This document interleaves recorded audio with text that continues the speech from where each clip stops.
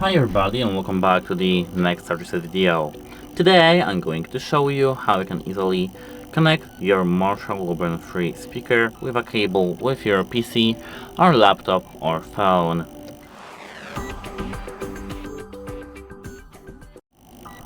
So at first you have to prepare yourself a cable that is jack to jack cable, and of course a phone or device you want to plug it in.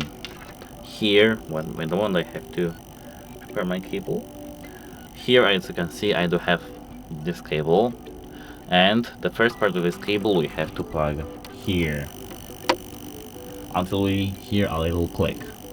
Then we have to click this and switch to aux, as you can see. Let me lower the volume a little. And now we have to plug this cable into another speaker, pardon me, not speaker, another device. For example, phone or the tablet or laptop. And when we are done, we'll hear the music. That's it. Hope it helps you and goodbye.